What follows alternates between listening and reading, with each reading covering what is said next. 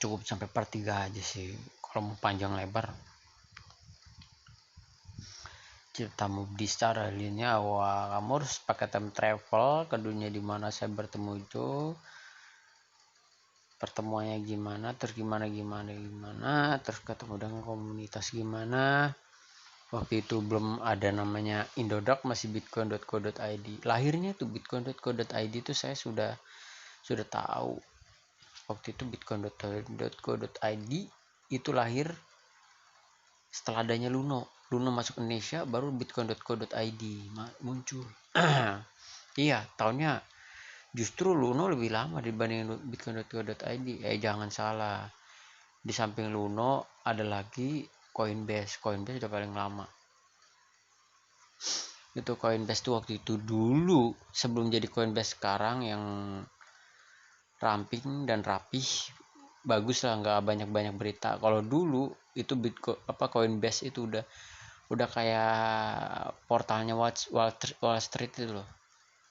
Jadi ketika ada news berita yang banyak, jadi Bitcoin cuma ditulis misalnya harganya sekian gitu, Ethereum sekian gitu.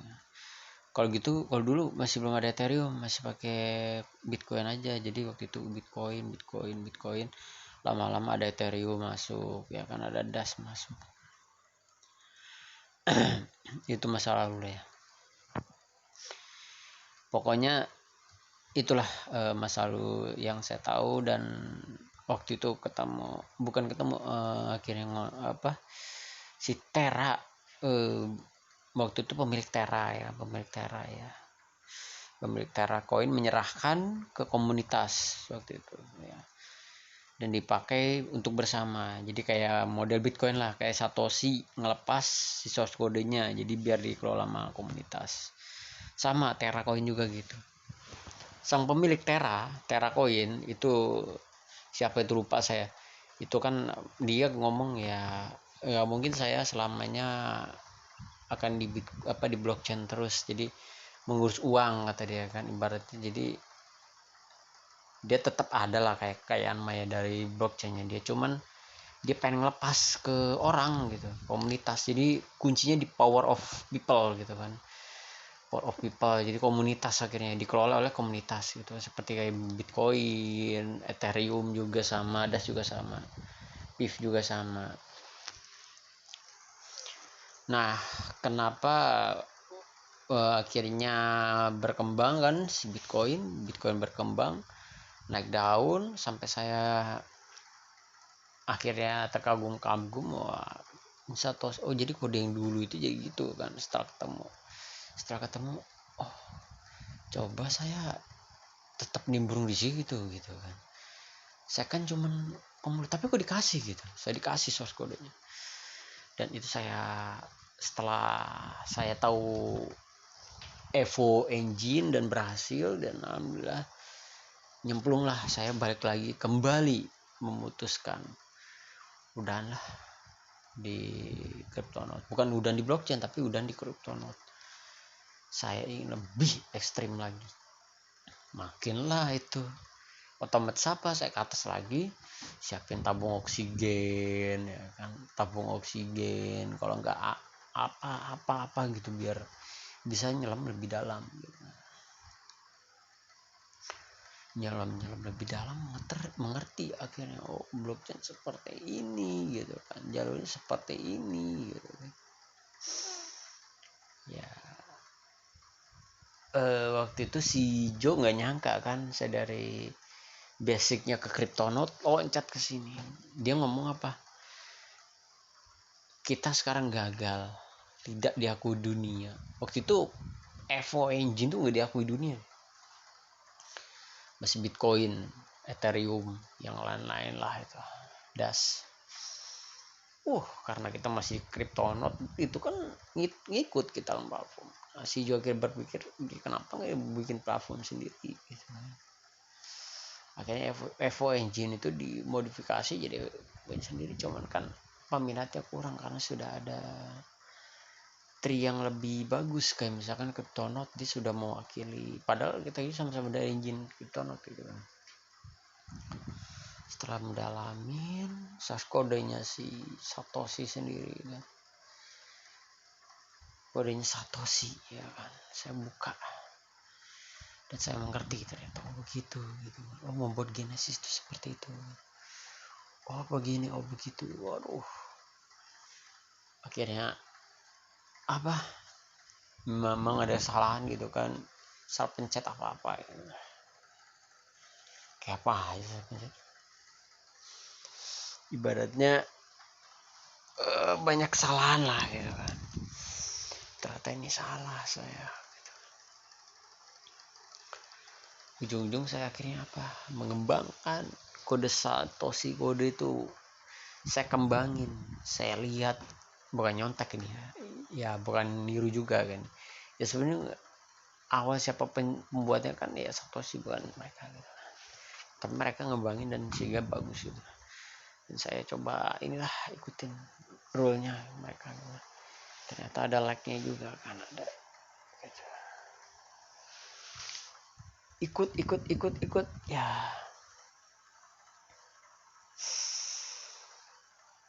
akhirnya gitu pertama kali lahir Arya dulu namanya Arya, nggak ada Budi dulu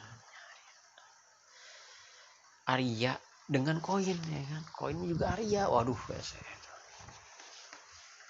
itu butuh dana besar-besaran itu.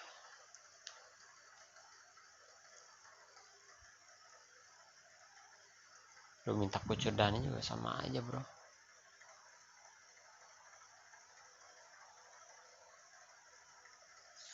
Iya, minta kucur dana ke orang gitu kan. Apalagi waktu itu saya nyobain ke Indonesia keliling-keliling, mana ada yang ini kayak. Mereka nganggapnya ya gitu, kita itu ya sampah gitu, dia nggak dianggap apa-apa. Tapi kita si Joe masih yakin gitu kan, pasti suatu saat nanti mereka bakal nyesel. Bener aja kan gitu. Mereka akhirnya yang dari temen saya yang sekarang WFH itu dulu menghina-hina Bitcoin saya kan, altcoin saya dihina, Bitcoin dihina. Saya cuma idem aja, saya bilang ini adalah masa depan gitu. Saya enggak, masa depan tuh harus ini kan sistem bank.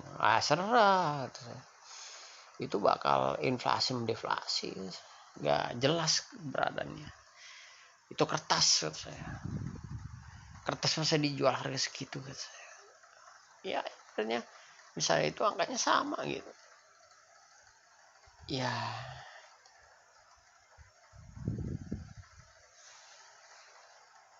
Ya setelah itu berubahlah, ibaratnya setelah kita ini ternyata kita menjalankan, banyak orang dari Malaysia yang senang dengan blockchain kita gitu kan. Setelah 2011 itu 2012 udah ini terus berkembang terus itu blockchain, yang banyak dari mulai kelas kecil sama kakap juga mereka senang dengan blockchain. Kita kasih tahu gini, good lah katanya buat Malaysia, tapi gini bisa nggak gitu. Bisa, saya per bulan misalnya digaji gitu ya. Tapi kan waktu itu masih gajinya kecil-kecil aja, karena kita mengembangkan gak mau sampai gagal gitu. Karena kita waktu itu pernah kontrak ya kan sama RTW ya, recycle the board. Gimana saya rancang semua ketika bertransaksi gitu. Ibaratnya enggak sakit, biar enggak gimana tuh, mereka nganggap tipu padahal enggak gitu kan. Suruh loncat, sorry guys, mic-nya loncat guys. Ya kan banyak mereka ngomong tipu. Sekarang apa mereka mencari kan, saya bilang gini, ini masa depan. RTW waktu itu udah jadi keren banget sih Jubotnya. Jadi waktu itu kita mempunyai pertukaran misalnya 1 kilogram botol apa 5 kilogram botol sama berapa puluh ribu gitu kan. Bukan berapa botol itu sama dengan berapa koin gitu kan, langsung bertukar dengan koin.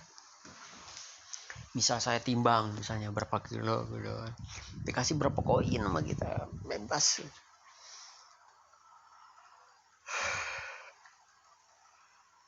Akhirnya apa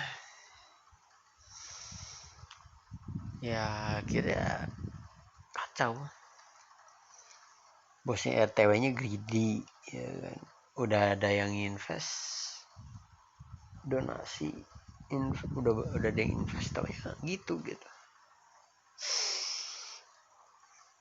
ya, udah ada yang invest ya gitu. Blockchain waktu itu di harga mahal ya, mati-matian di harga mahal, bagus ya pokoknya udah bagus gitu ya, lumayan sih.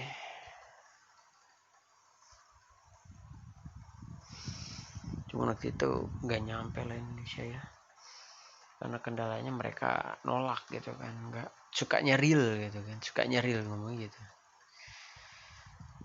Ya saya nggak nyalahin yang sekarang yang mengetahui blockchain gitu kan, tapi kan orang dulu sudah tahu gitu masalah blockchain, mereka sudah mengetahui gitu kan, cuman mereka tidak tahu cara menggunakannya, atau mereka emang malas gitu kan ya, tapi bebas lah kategori mana aja lah, karena kita nggak memasalahkan kategorinya gimana gitu kan.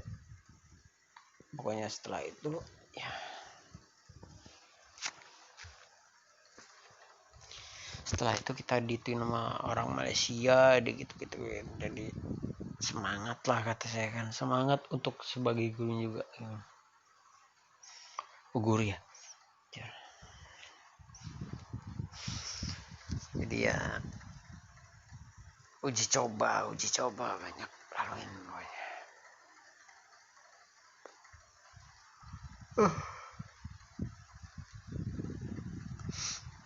Ya gitu pokoknya, hingga pesat ya kan, pesat di Malaysia tuh pesat banget. Kita udah sampai sistem tiket gini yang akhirnya Gojek tuh jadul gitu kan, makanya di Malaysia tuh entah ada apa enggak gitu, jarang-jarang orang menggunakan sistem Gojek gitu kan, karena sudah mudah gitu. Cuman ya itulah resikonya anak blockchain gitu ya, dimana harus kreatif gitu ya. Paling itu aja gitu kan ceritanya Mubdi akhirnya ya sampai sekarang berkembang gitu kan. Dan apa, banyak yang email saya, tak project dong gitu ini tentang ini blockchain. Waduh, kata saya kenapa baru sekarang, kemarin dia nolak saya, blockchain apaan sih gini sekarang tak blockchain dong.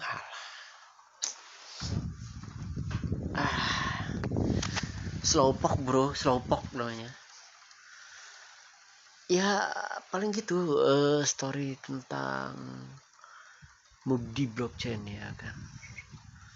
Storynya ya lumayan panjang gitu, sebenarnya panjang sih, kenapa bisa namanya Mubdi gini panjang lah gitu aja ceritanya, cerita utama masing-masing udah kayak ngedis aja anjir. Gitu blockchain ya kan. Pokoknya setelah itu berkembang ya, pemakainya banyak di Malaysia tuh sampai sekarang. Tapi itu dari yang token-tokennya juga kejual tetap kan gitu. Cuman permasalahannya itu sih dananya kan mesti besar-besaran gitu kan. Ini kan masih skala kecil ya, tapi masih kata orang LTD bisa nanganinnya. Insya Allah bisa gitu kan ya. Well, jadi seperti itu gitu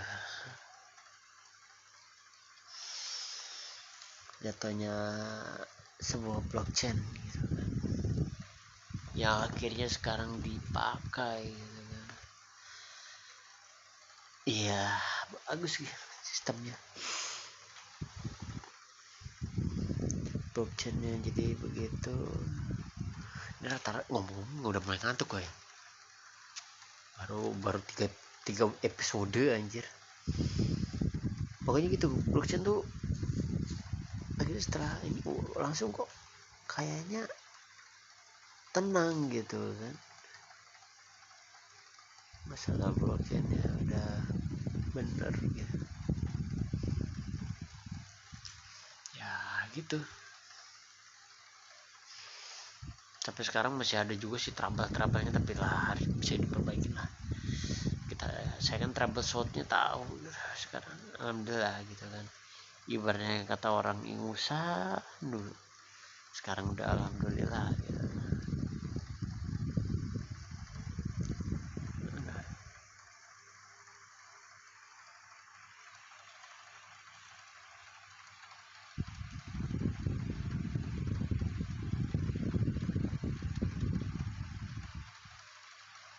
Anjir. Oke, gitu aja ya Mubdi ya. Aduh, sorry guys lama ya. Hampir ketiduran, gue lelah banget aja habis meeting. Aduh. Jadi itu aja tentang blockchain inilah gitu kan.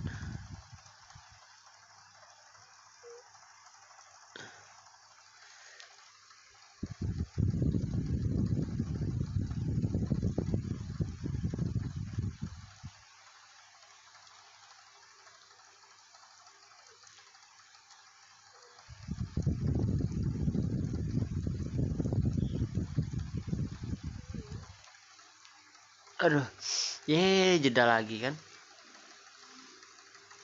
Oke, itu aja sih kayaknya ya tentang basic ya Mubdi yang ditanyakan di email ya. Jadi itu aja masalah blockchain dan tolong jangan tahu pas sekolah ibaratnya gitu. Jadi blockchain bagus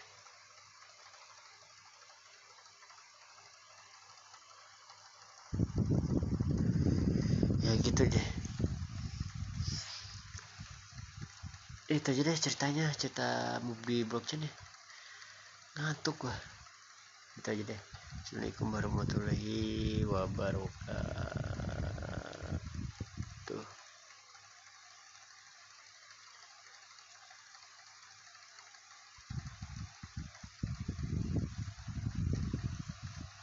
Begitu aja lah. Assalamualaikum warahmatullahi wabarakatuh. Sampai jumpa di episode selanjutnya.